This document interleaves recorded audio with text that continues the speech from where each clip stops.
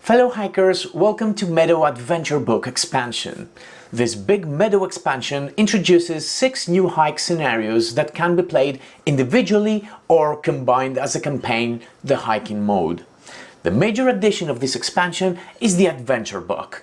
In its pages, we will discover the beautiful environment of 6 new hikes. The beginning, bridges, windmills, balloons, the observation tower, and the final destination, the cave. Every hike scenario is unique as it introduces new gameplay mechanics, new actions, and special scoring opportunities. In this video, we will learn together how we can use all these amazing new features offered in Meadow Adventure Book. To play Meadow Adventure Book, a copy of Meadow base game is required, and make sure that you also include the cards and gold token of Envelope U Big Encounters, which is also found in your base game box. Meadow Downstream cannot be combined with Meadow Adventure Book, but cards found in this new expansion may be used when you play the basic game alone or with the Downstream expansion. Each of the 6 hikes is played using special and unique components. After you assemble the 6 hike component boxes, place all corresponding components by checking the symbols on the punch boards. Then you have the Adventure Book and Notch tokens, which are used in all hikes. To play a hike, you need to go to the book's page corresponding to the hike and then attach the Notch tokens depending on the number of players in the game. You attach the big token in a 1 or 2 players game. In a 3 players game you also add 1 small token, and in a full 4 players game you attach all of them. The Adventure Book replaces entirely the campfire board we know from the base game. The Notch tokens provide new path token locations for the players. Also, there are 4 additional player markers that are used in specific hikes. As we said, each hike can be played as an individual scenario, and the winner will be the player that accumulates the highest victory point score. In addition to that, players can play the game in hiking mode. In hiking mode, players will play all 6 hikes in no particular order. This mode introduces a star scoring system that will determine the winner of the whole campaign. The winner of each hike collects 2 stars and the second player 1 star. In addition to that, each hike offers special achievement objectives in order to collect additional stars. Stars of each hike are tracked in this achievements sheet. At the end of the campaign, the player that collected the most stars shall be the winner of the campaign. Hike 1 Beginning.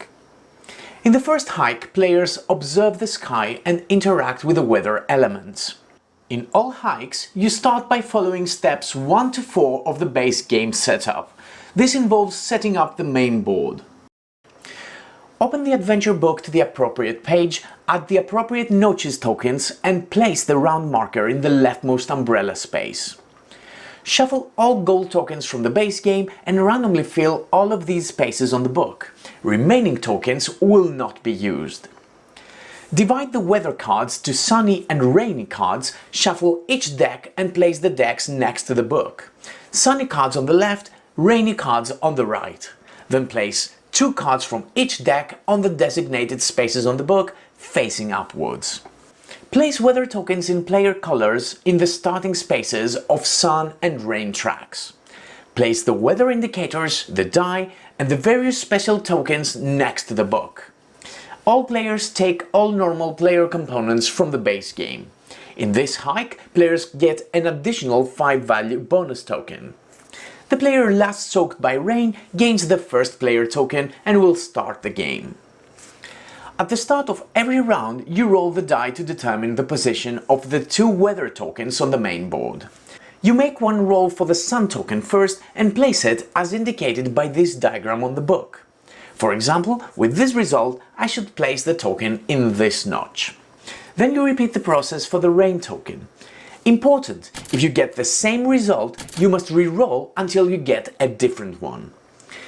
Players can also place their path tokens in these spaces. When players gain a card from a column or a row with a weather token, by any means, they also gain 1 move in the corresponding weather track on the book. So if I got this card, I would gain 1 move of my marker on the rain track, And if I got this card, I would gain a move on the sun track. And if I got this card sitting on the intersection, I would choose the track I would move. Important, if due to an effect I gain 2 cards from the main board, I would still move only once. If you are in the last space of the track and you have to move, then you reset your marker to the initial space and gain a corresponding weather card in your hand. The empty card slot is immediately replenished. When you play weather cards, these are placed beneath a landscape card like this, and there can only be 1 weather card per landscape card. Apart from victory points, weather cards grant bonuses or actions which are performed right after you place the card.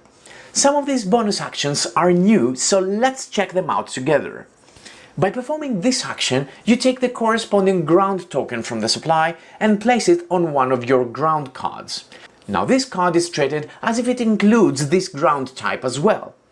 Likewise, with this action, you take the corresponding token and add it on one of your observation cards. Now this card includes this symbol as well. This bonus makes the victory point value of the weather card to be equal to the victory point value of the landscape card it is attached. When you play this card, you immediately move your rain and sun markers by 1 space.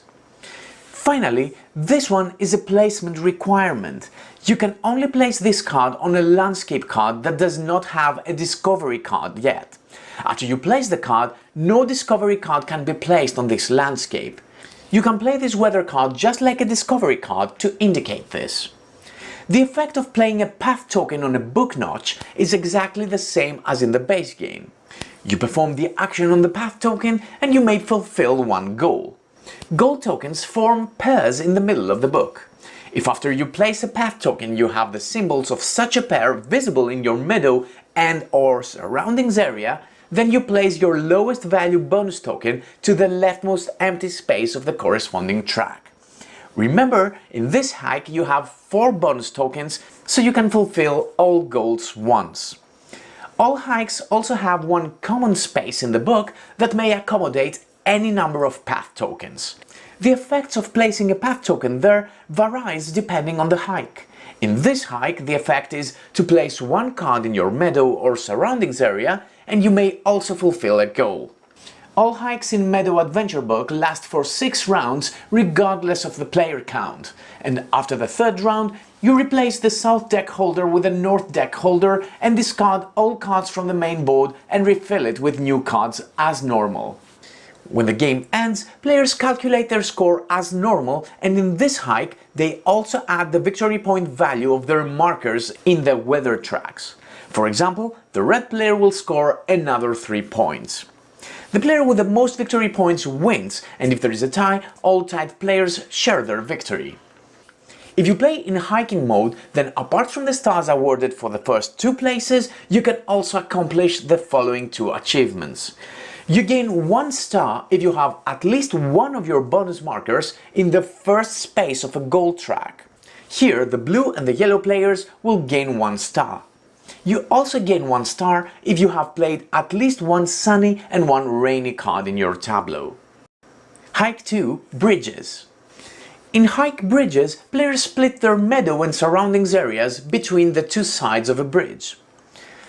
Open the book in the appropriate page, attach the notches and place the round marker on the first footbridge space. Display the 5 special hike cards next to the book. Shuffle all gold tokens and place them to the designated spaces. Return excess tokens in the box. Players take all basic components and also 1 stream board. Then players take a random bridge token of each color and place them on the corresponding colored space of their stream board facing upwards. Excess bridge tokens will not be used. In the end of setup and after players have taken their initial cards from the main board, they will have 2 ground cards in their hand, 1 starting card and 1 from the E deck. Players will start with both of these cards in their meadow. 1, however, will have to be played on the left side of the bridge and the other on the right side. The player chooses. The player that last crossed the bridge by foot receives the first player token. In this hike, simply imagine you have 2 separate meadows. Whenever you play a ground card, you must decide on which side of the bridge you will play it. You still have 10 ground slots in total, but you don't have to divide them equally. Likewise, your surroundings area is split in two. When you play a landscape card, you must decide on which side it will be played. When you gain road tokens, these are placed above your bridge in your personal supply. You will not need to decide the side they will be used in advance. Bridge tokens depict pairs of symbols, one on the left and one on the right side of the tile. Whenever you add a symbol in your meadow, check these pairs. If any of these pair symbols are visible at the same time in the corresponding sides of your split meadow, you immediately flip the corresponding tile. After you flip the second tile, you immediately gain one of the available special hike cards next to the book. Important, you don't have to flip bridge tiles in order. When you play a path token in the notches, you perform the action on the tile and you may fulfill a goal. Goal tokens come in pairs, as I show you in the graphics, having an illustration of a bridge in the middle. Assuming the bridge symbol is the player's bridge, the symbols must be visible in the player's meadow and surroundings areas on the corresponding side. So for example, to achieve this goal pair, the flower must be visible on the left side of my bridge and the wolf on the right side. To achieve this pair, the wolf must be visible on the left side of my bridge and the mushroom on the right side. If you fulfill the goal, you place your lowest bonus marker in an empty space of the area. Important, you can only have one bonus token in each such area. When you play a path token in the common space on the book, you may play one card and you may also fulfill a goal. The game progresses as normal, and at the end of the 6th round you score victory points in the following way. You calculate your scoring separately for cards that are played on each side of the bridge and keep the lowest score only. Then you add to this score your placed bonus markers and the victory points from your flipped bridge tiles. If you play in hiking mode, the achievements of gaining additional stars are the following.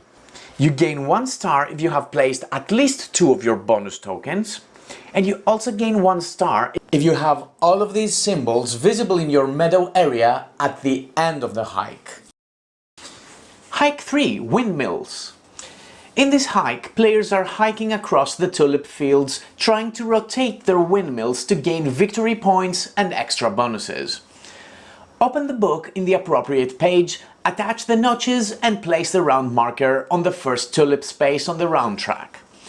Each player places the windmill disc on the corresponding windmill area and attaches the 4 windmill blades.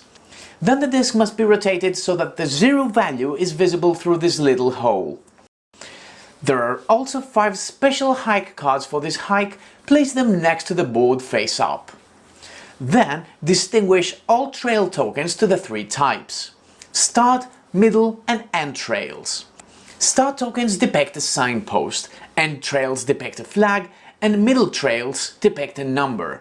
After you shuffle each group of trails individually, each player is randomly dealt 1 start, 3 middle and 1 end trail. Using these tokens, players create a single trail, placing the tiles in order, with the 3 middle trails placed in an ascending order from left to right. In this hike, players will also use the player marker of their color, placing it on the signpost space of the trail just created.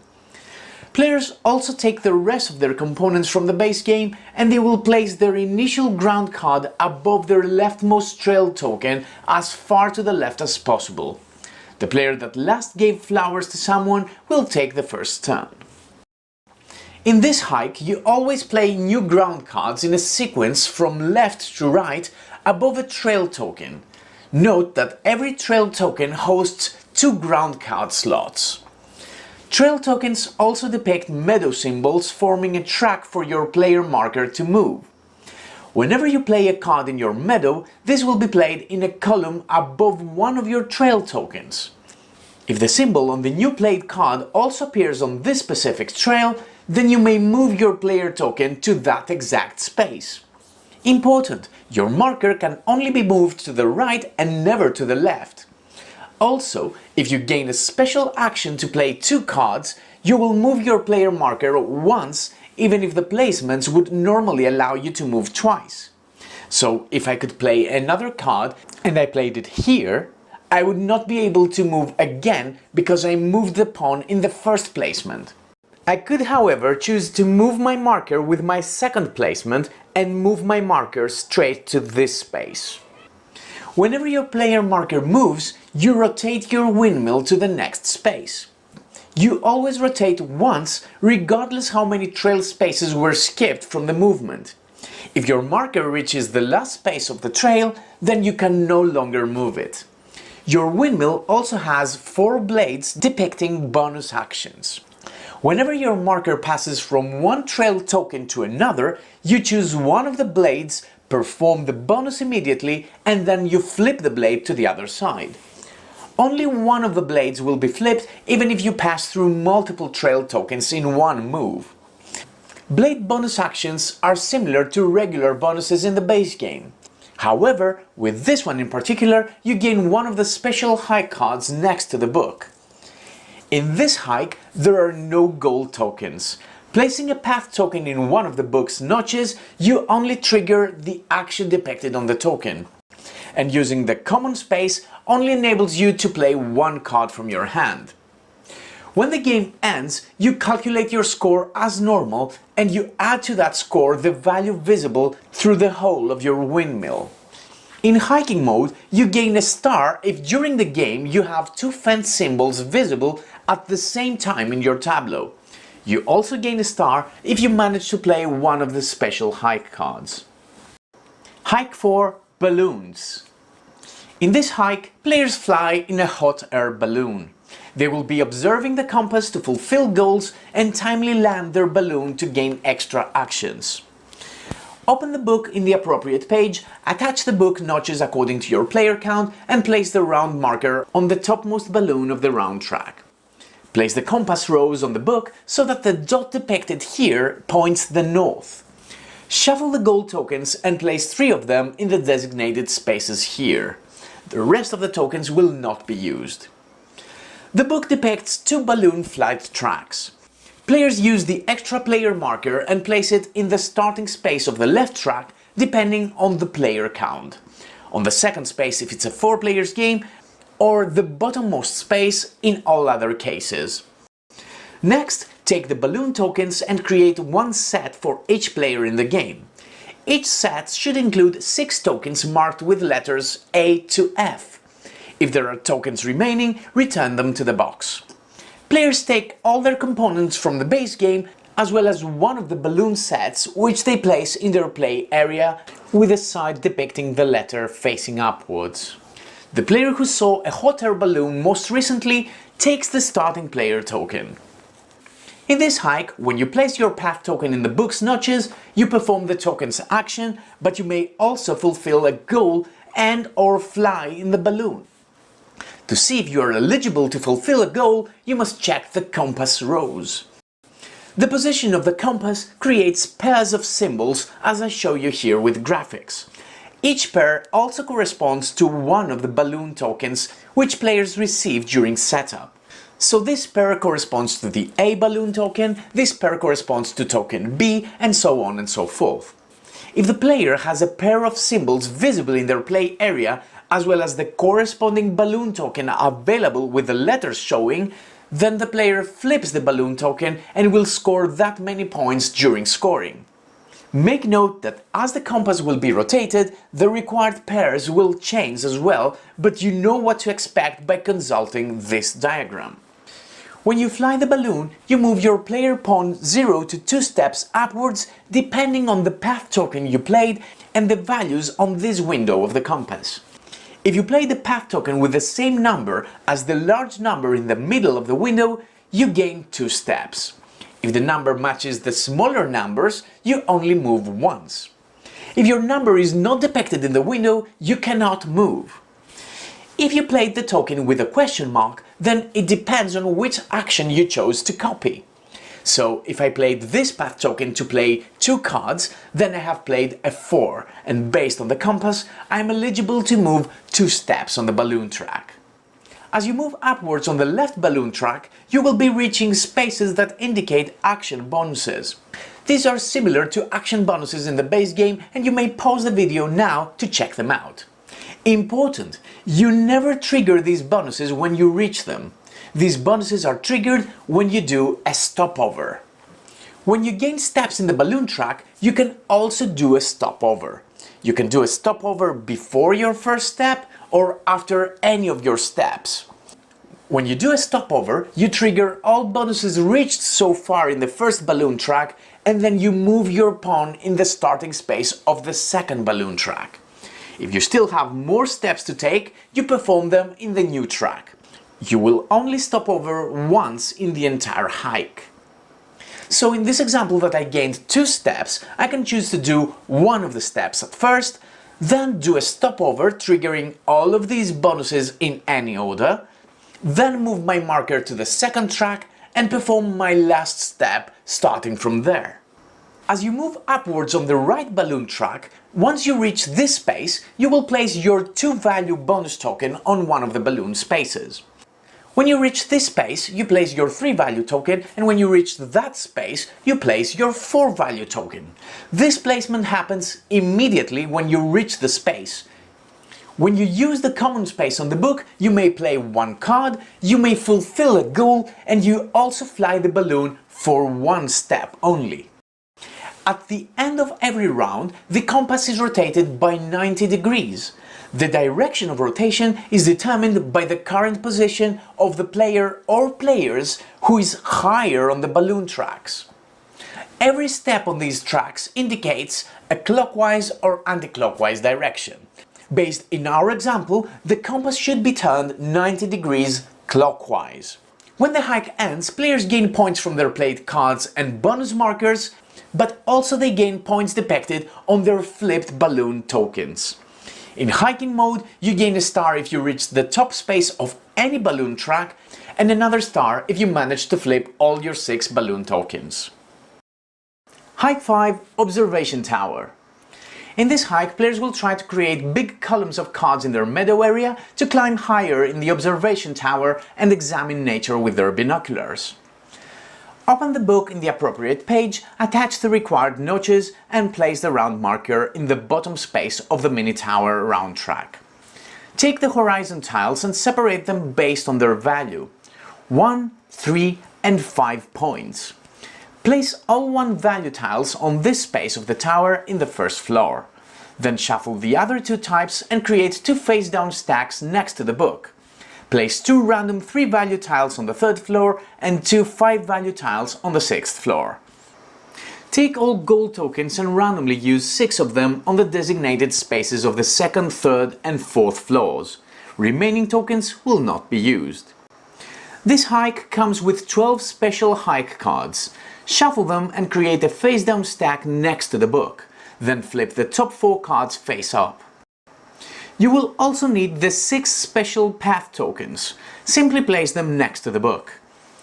Players get their starting components from the base game, but also a set of 5 tower player tokens and the player marker of their color.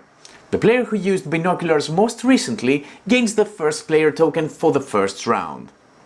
In this hike, at the beginning of all rounds except on the first, players must do the following. All players select one of the card columns in their meadow area and place one of their tower tokens beneath it. Important, the selected column must not already contain a tower token. These tokens will remain until the end of the hike, so I will not be able to select this column again. Then players count the cards in the column where they placed the token and place their player marker to the corresponding floor in the observation tower. Every floor offers specific binocular actions. We will see how players can use them in a bit. Then you shuffle all special path tokens and flip tokens equal to the players. Then, in player turn order, each player takes one of the available path tokens and discards one of their own tokens for the duration of the round. After players place their marker in the tower and take a special path token, the round starts. Special path tokens are used as normal tokens, but grant more actions, most of which are already known from the base game. For example, if I place this token here, I can take any two cards from the selected row, refilling the board after I select both of the cards, and then I will also play one of my cards. The most important feature of these tokens, however, is the binocular symbol, which gives you access to the actions of the observation tower. When you place your token in a book notch, you perform the action depicted on the tile as normal. So if I place this token in a book notch, I get two binocular actions. You may select actions in the tower up to the level of your player marker, but when you gain multiple actions, you must select different ones. The first floor offers a binocular action with all common actions from the normal path tokens. Play two cards, take any card from the main board, take two roads, etc.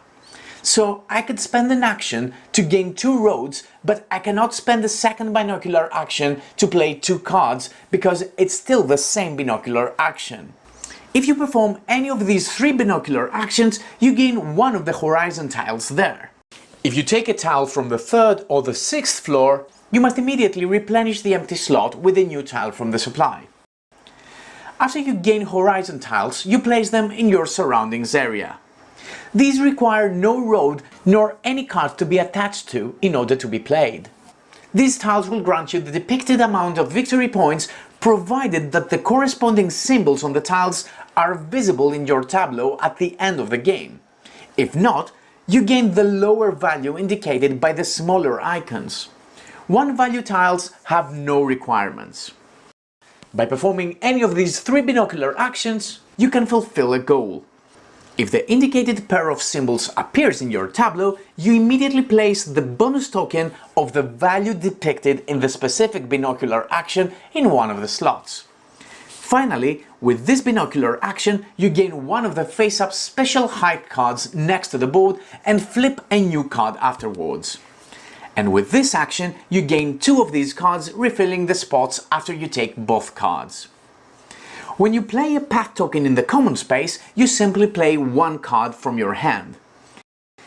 At the end of each round, players return their special path token to the common supply, as well as the path token they discarded back to their personal supply. In final scoring, players will gain points from their played cards and bonus tokens, as well as from their horizon tiles. In addition, players gain one more point for every card above 6 in a meadow column. So, in this example, for this column I would gain 2 additional points. Also, players score an additional 3 victory points if they manage to place all their 3 bonus tokens. In hiking mode, players also gain a star by placing all of their 3 bonus tokens.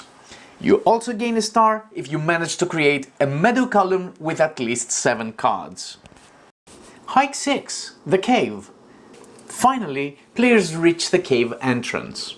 Players continue their adventure underground, where they will examine cave paintings and encounter strange plant and animal species.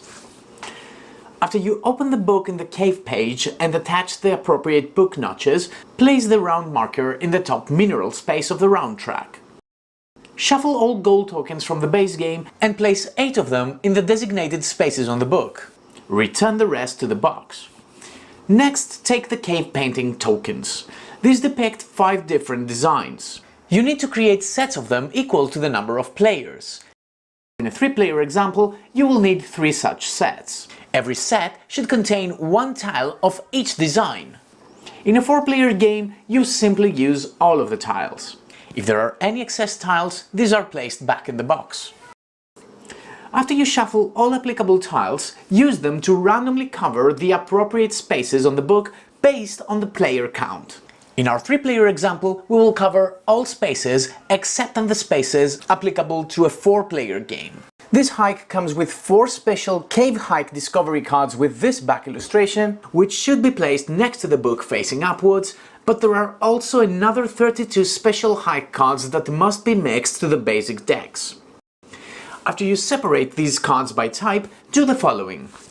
Take the corresponding basic deck and roughly divide it in half. Shuffle the new cards to one of the halves and then place this half on top of the other half. Do the same for all other basic decks.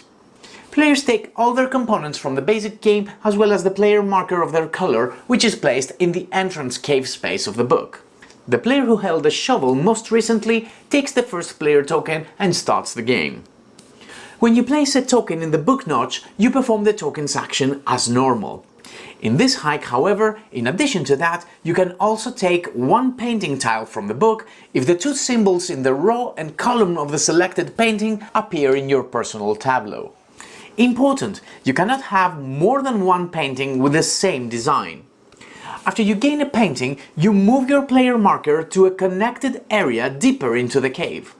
Keep in mind that you can only move towards the right and never backwards.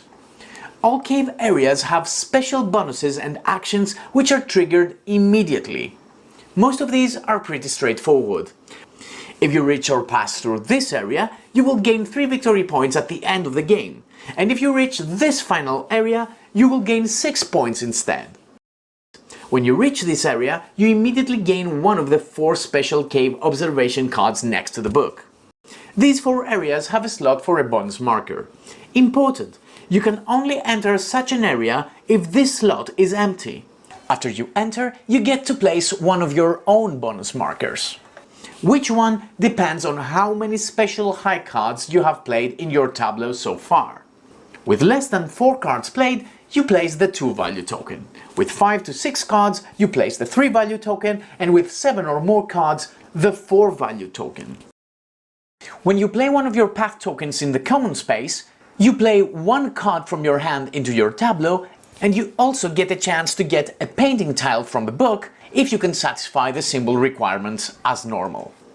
In the end of the hike, players count their score from their played cards, their played bonus marker, and also +3 or +6 victory points if they reached this or this area respectively. In hiking mode, you gain a star if you manage to play a special cave discovery card. Also, a star will be awarded to the player who played the most additional hike cards in their tableau. In case of a tie, all tied players get the star.